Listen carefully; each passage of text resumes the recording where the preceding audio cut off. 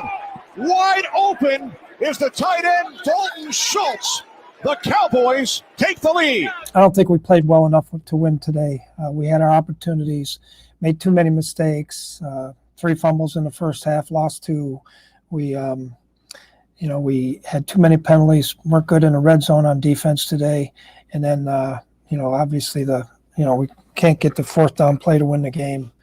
So you got to get back to work. We had a good week of practice. We just didn't play well enough, I don't think. Yeah. Welcome in to Purple Daily. Phil Mackey, Judd Zulgad, Declan Goff producing.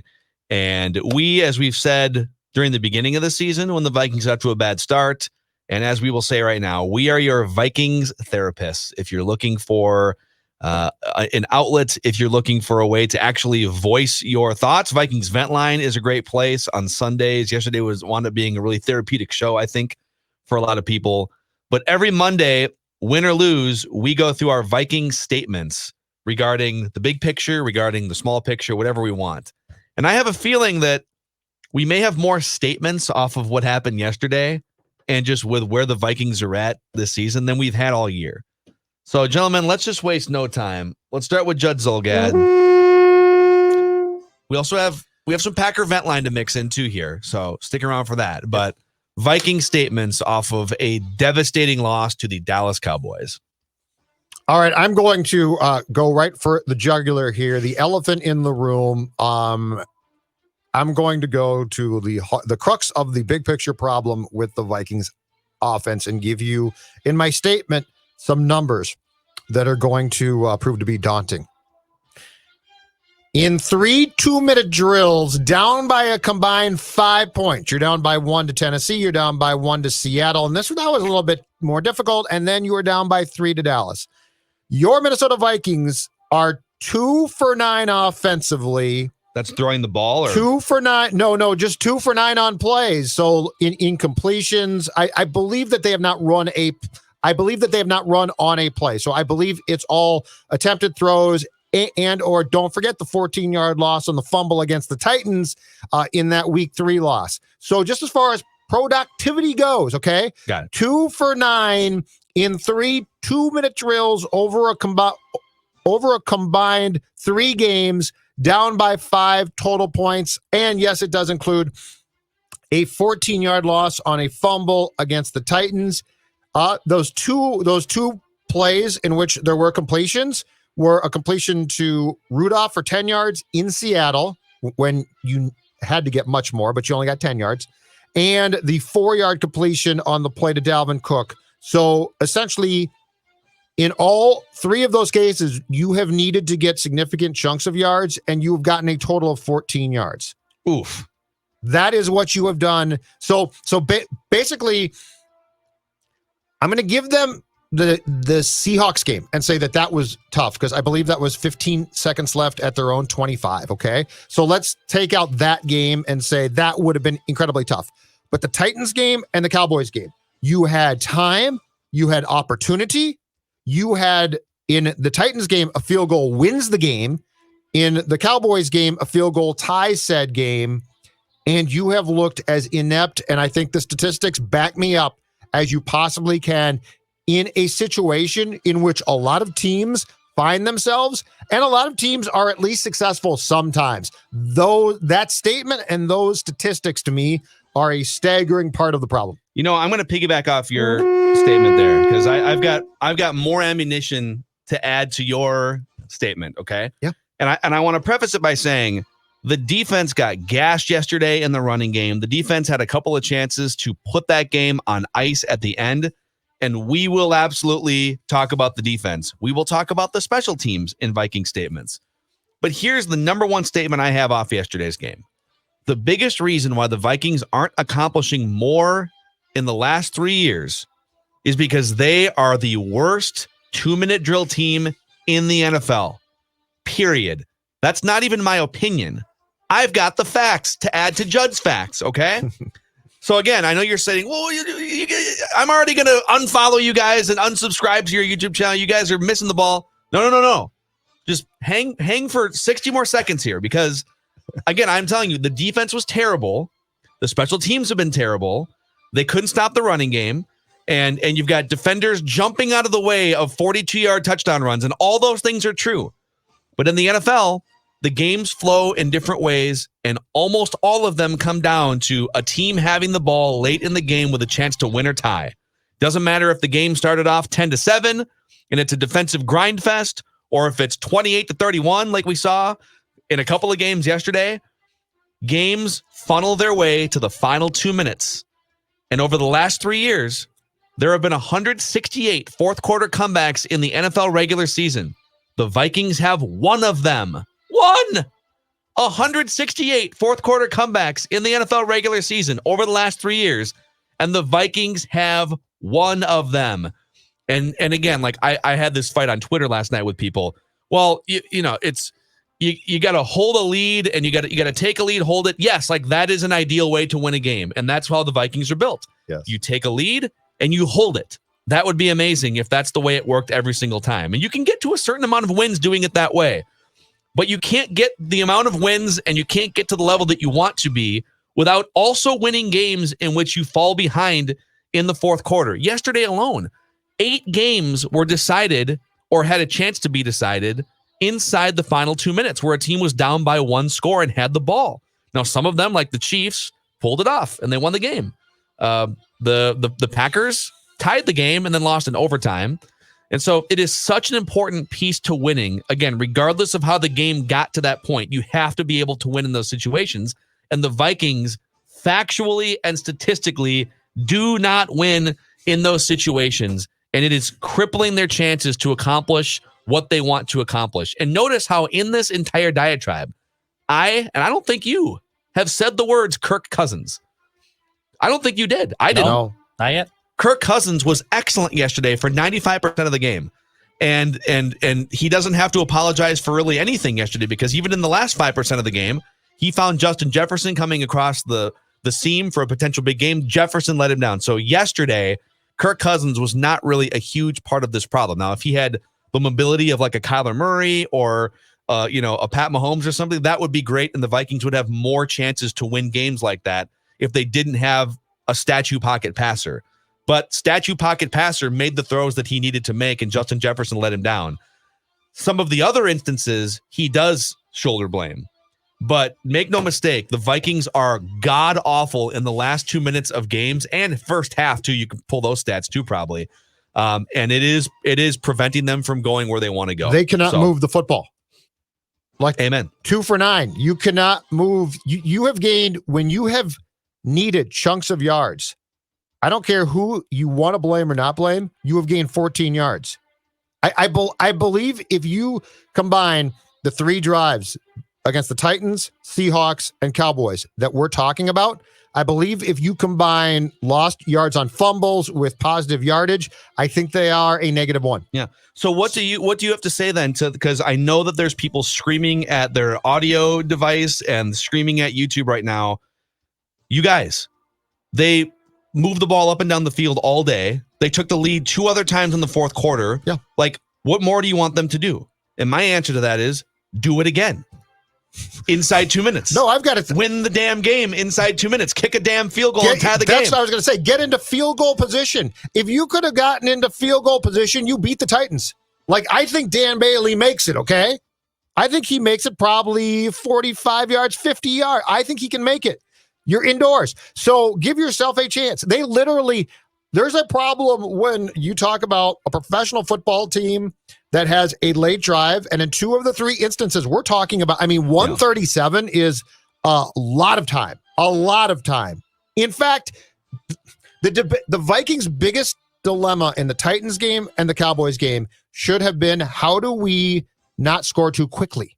That should have been the debate. Like, that's the debate. Not can we even move the football? So yeah, it's just maddening to watch, because there's a level of incompetence that shouldn't exist when you get to a place where it is, as they say, winning time. Yeah. And the Vikings, it's like, okay, we are not going to do much. I think, one more thing off this, and then we'll keep going around here, Viking statements. But like, it's almost like the Vikings think, and some fans and media think, well, when they take the lead with 9.5 minutes to go in the fourth quarter, well, that should be a wrap.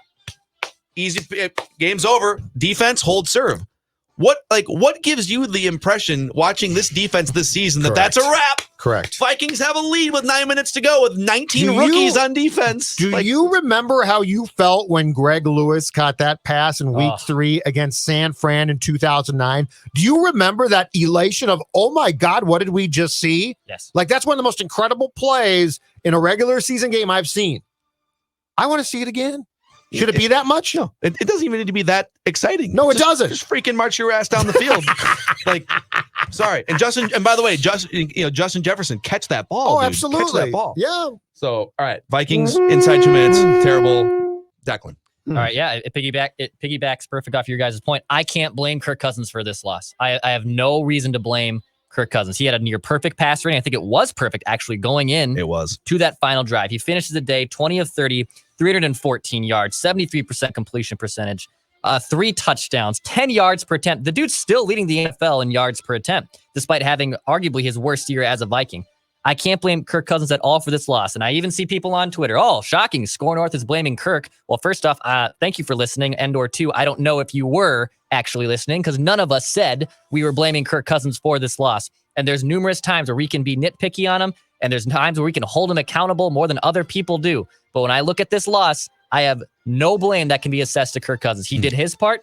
You weren't able to do it. Actually, I want to piggyback off Declan. We're all out of order here, but this is all good, okay?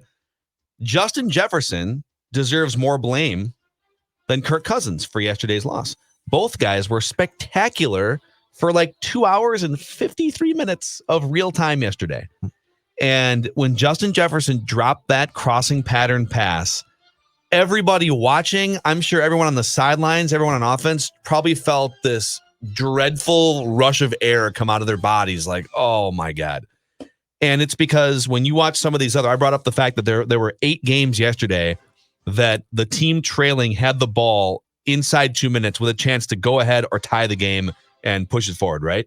And in a lot of those games, you're talking about mobile quarterbacks who can run around, a Lamar Jackson. There are multiple ways to move the ball down the field. If a pass play goes awry, Kyler Murray, Thursday night, right? Just run out of the pocket. Russell Wilson, go gain 15 yards with your legs. Well, Kirk Cousins can't really do that.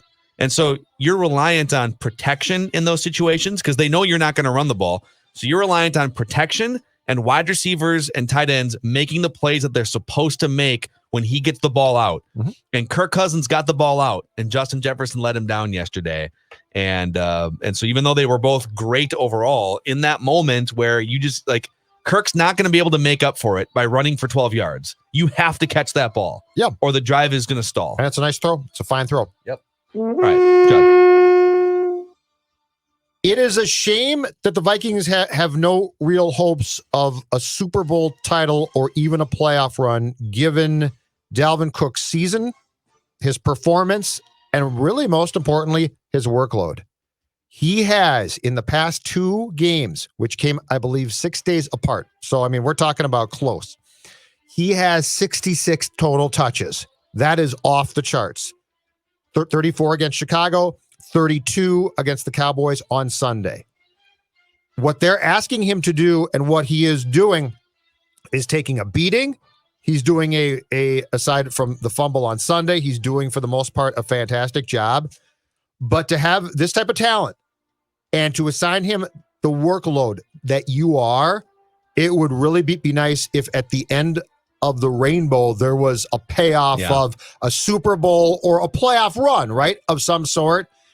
You are basically going to wear him down. I mean, Cook's workload to me is the type of thing where in 3 years, when he's absolutely spent and a shell of himself, we're like, yeah, but you recall that 2020 campaign. Yeah. So it's a shame that there's not going to be more bang for the buck ultimately with what Dalvin Cook is giving you this season. You know, actually, on-air production meeting here, we should try to get Eric Eager on tomorrow on Purple Daily from Pro Football Focus because, you know, I know that fans don't want to hear it because Dalvin Cook is an amazing football player, but he was tweeting about this yesterday. What happens is when you're inside 2 minutes and the opposing team knows that you're not going to hand the ball off, and thus you can't leverage play action to Kirk's strength, etc., you're basically rendering your most important offensive weapon up until 2 minutes irrelevant.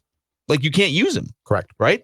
Correct. You can't now. Could you throw a check down to him? Of course, but The defense would love you to throw checkdowns to your running back. Yeah, he's not the threat. So Absolutely. it's tough when your offense is so dependent on Dalvin Cook. It really does mean that you have to have leads and hold leads and lean on teams.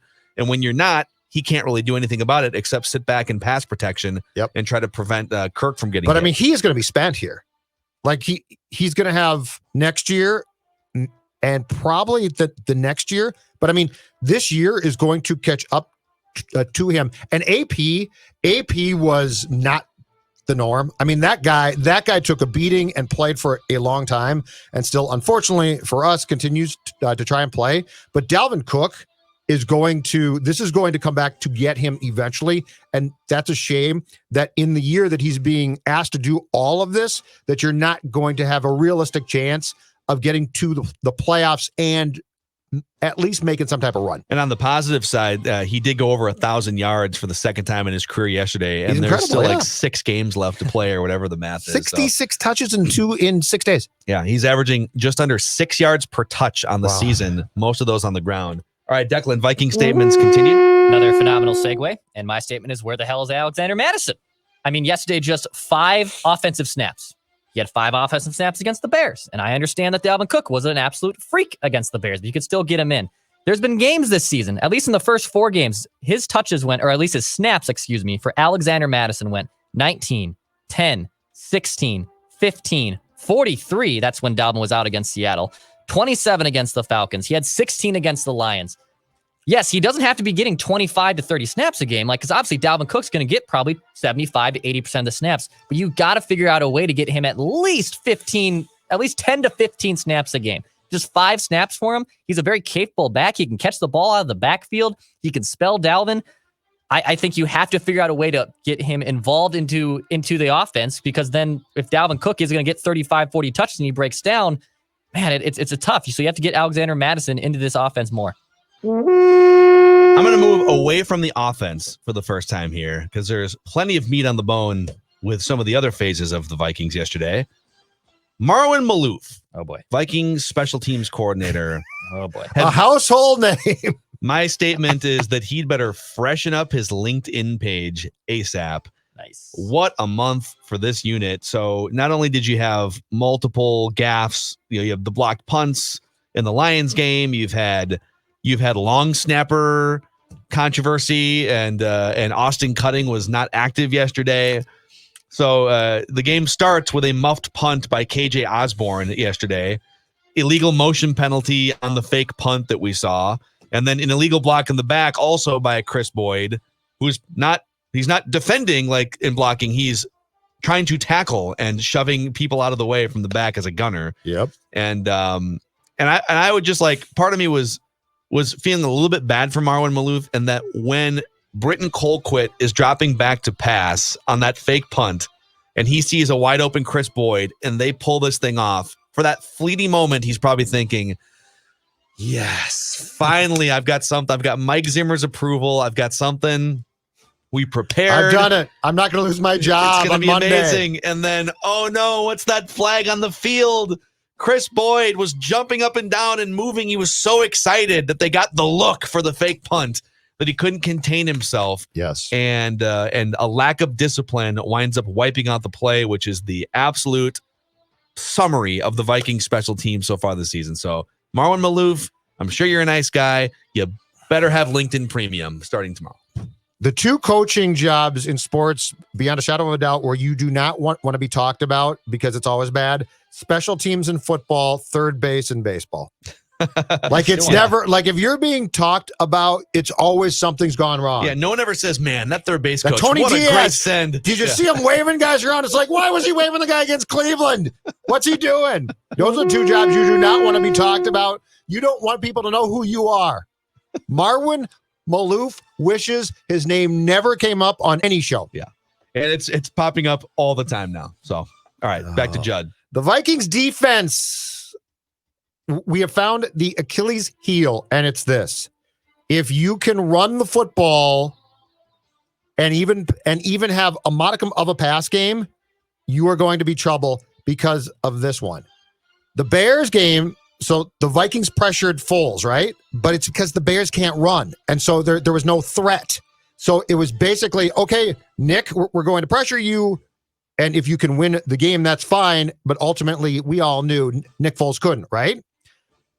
Andy Dalton's no great shakes. But when you've got Zeke and a run game, now the Vikings probably don't feel as comfortable pressuring because of the threat of the run. And we saw like the draws and the delayed runs on Sunday gave the Vikings trouble. So the flaw here, and it's a big flaw, is if you can run the football, you can ultimately, you have found a way to have success against this defense. And because of their personnel, I don't think there's a thing that they can do. Like, I don't think that you can go out now and get Michael Pierce back. In 2021, you can, but that's the problem. So the Bears pose no real threat. The Cowboys did, and the Cowboys had success. And every other team now that can run the football for the rest of this Viking schedule is going to mimic what the Cowboys did.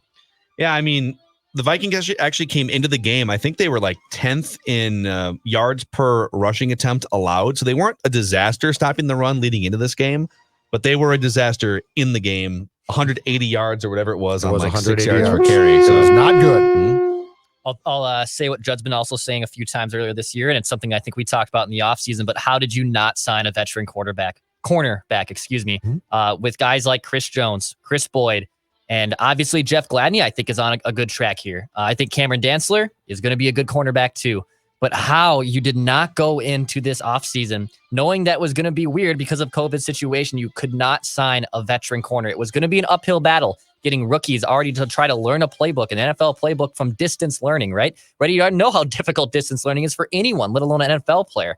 And I have no idea how you just could not go sign a veteran minimum corner to ease that transition. I'm not saying he would step in and he'd be, a Pro Bowl stopper kind of guy, but I can guarantee any veteran cornerback that was on the free agent market that you could have got for a 1 year, $7 to $10 million would have been a better option right now than 90% of the cornerbacks the Vikings have. And Chris Jones, what are you talking about? All right. Actually, we're segueing very well here. We are. Another statement. Great Chris show. Jones is one of these cornerbacks that could use, I don't know, little nudge in the tackling game. Chris Jones made a business decision yesterday on the 42-yard run by Pollard that should cost him his job.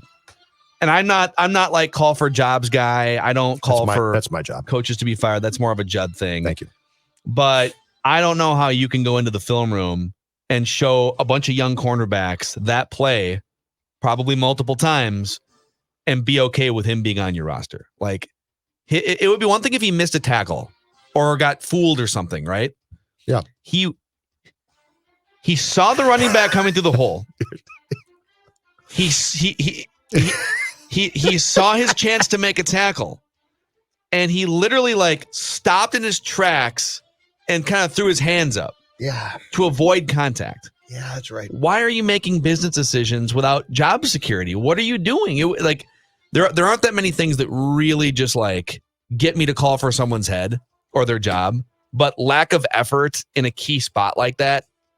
I'm sorry, dude. You add no value to this team anymore. If you can't be trusted to try on a play like that, I'm sorry.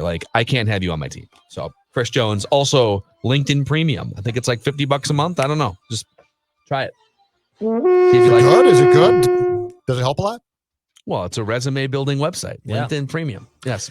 The Vikings offensive line on Sunday took a step backward. I know that you both were going through the PFF grades, and I don't know, is Ezra Cleveland that important? I mean, he's your right guard. He's a rookie.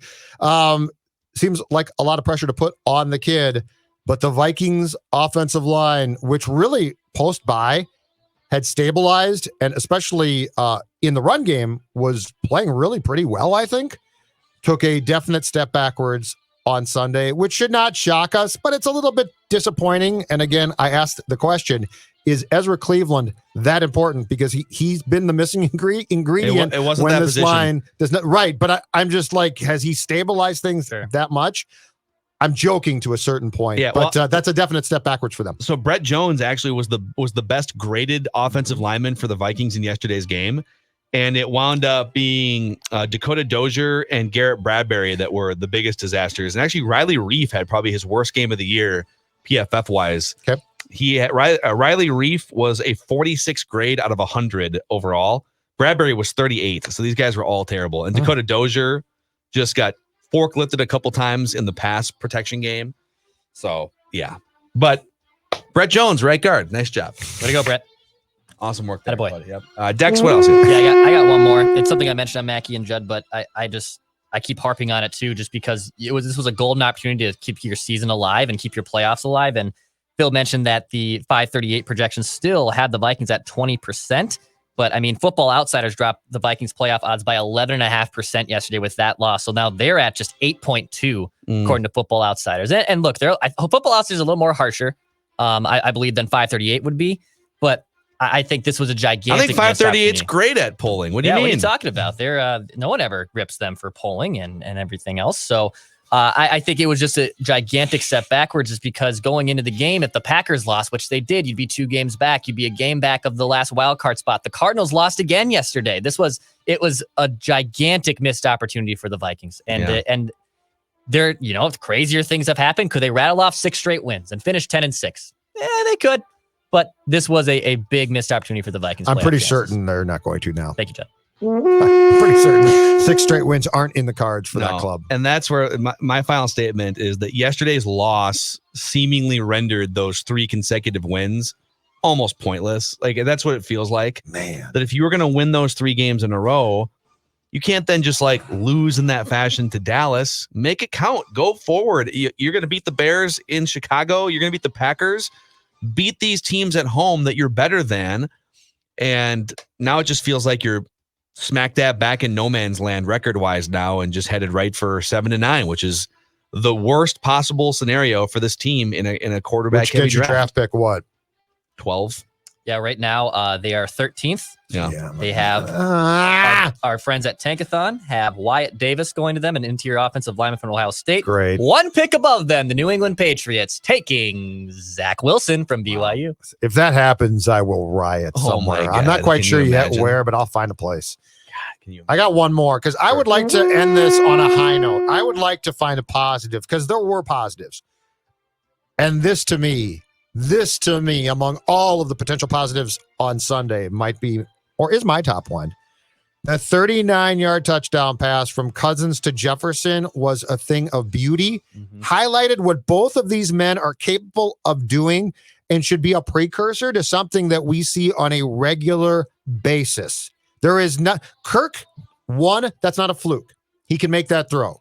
Jefferson, yes, the crossing route drop is a terrible drop, but Jefferson is a very talented player who can make that catch. And keep in mind, he was covered closely, so this was not a fluke, okay?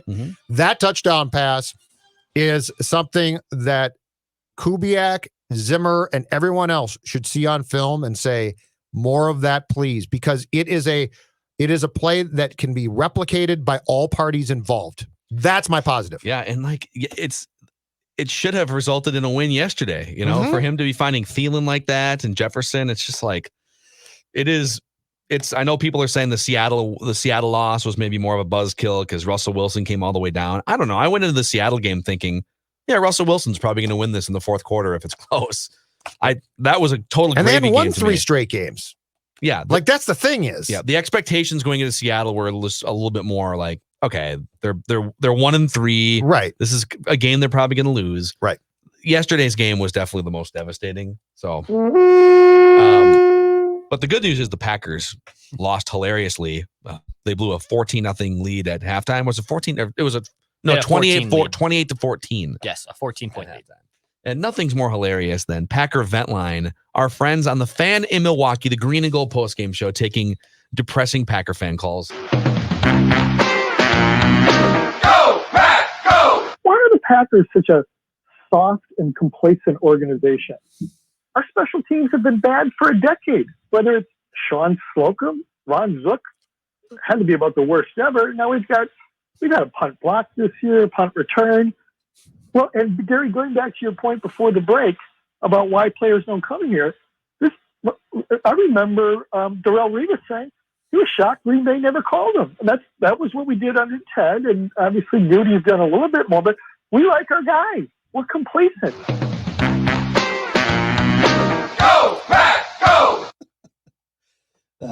I never heard the Darrelle Revis thing. So apparently he kind of wanted to play for the Packers and was just waiting for a phone call. I don't remember. I don't remember either. Go, Pack, go! This proves to me that this is just going to set us up for heartbreak. We're going to get in the playoffs, and we're going to beat the Seahawks or some wild card team at Lambeau, and then we're going to lose. And the further we win, the more our heart's going to be broken, because God forbid, if we get to the Super Bowl, we are going to lose to the Steelers or the Chiefs or the Titans. There is absolutely no way. And I don't want to get to a Super Bowl and lose it, because history has shown it. If you get to a Super Bowl and you lose it, you have a hangover. Well, no, you're going to have a hangover regardless, dude. You're going to have one no matter what. Okay, just stop quickly. That's the difference between Packers fans and Vikings fans. Right. This dude is talking about, I don't want to win a first-round playoff game and then lose in the second. Like, we are like, you're going to get to the playoffs maybe and then lose in heartbreak fashion in the first round, right? I love how Packer fan is like, we're going to get to the Super Bowl and then we're going to lose and it's going to be a heartbreak. You know, I'll take that heartbreak here in Minnesota. Go, Pack, go! You look at it and go, well, we have a Hall of Fame quarterback, so that's good enough, and we hope to catch lightning in the bottle. Well, that's really what the frustration is, I think, for all of the Packer fans out there right now, is, we're sitting there, we're trying to catch the lightning in the bottle, and it ain't happening. It doesn't work. And we don't see enough moves being made. And I'd have to put this loss more so on Goody and all those moves that they don't make. Go, Pack, go! The best. Poor Packers. We're going to get to the Super Bowl. You know what's ridiculous too? The Vikings, think about how much more fun Packer Vent Line would have been today if the Vikings held up their end of the bargain and didn't blow that game. Because they'd be panicking, right? Missed opportunity. They'd be panicky. You'd have panicky Packer fans. You'd have a 4 straight win Vikings team with 2 home games on the horizon again, and here we are. So, get back to 6-6 and make it interesting. We'll see. I mean, the ship has sailed on tanking at this point. Oh yeah. So you might as well try and win these next 2 games and see what happens. Teddy. Hey, Teddy. Is he likely to play? He warmed up yesterday, I believe. Yeah, he practiced on Friday. Yeah, and practice was limited. I'm guessing he'll be all right. Okay. Guessing. Dr. Declan on the scene. That's right. Do not take my medical advice. Dex will be incredibly disappointed if Teddy does not play. He'll be heartbroken. Well, I don't know. Maybe it would be okay if he didn't play, because then I wouldn't be conflicted. I want you conflicted. Dude, what's going to happen if he plays and just puts up 350 yards and 4 touchdowns? Or it's a close game, 2-minute drive for the Panthers, and he wins it for him. Teddy gets it done. Do I want my past love to show me what I'm missing, or do I want my past love to fall on her face? Which one do I want? Well, but I think you still love him. I am still in love with him. So you want him to succeed? I do. It's tough, man. It's tough being the one that. Declan, you know what? If you are going to take a week off from your regular squeeze, it's okay. If you're going to take this week, if you are going to say, I'm with guys, you on this. I'm a Panther fan for 1 week. I'm fine with this. I'm okay with it. Don't try and deny it. This is what counseling is all about. I mean, we're going to places on this show that most people, because they're not licensed therapists, can't go. But I think we need to go there. 4 weeks ago, you had a chat with the Vikings and you said, listen, honey, okay, I can't keep operating like this. Something has to change. Your defense has to change. The way in which you operate offensively has to change.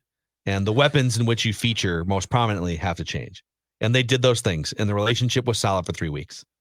And then all of a sudden, it went off the rails again. They're back to their old tricks. And your ex is calling. I'm not and sure. Her name is Ted. I'm not sure this is a football conversation. I think I actually had this conversation. So I don't know how you were able to weasel your way into that one, but that sounds way too familiar to me. Some things to change. Things to change. Just switch to Teddy for a week, man. It's okay. Yeah.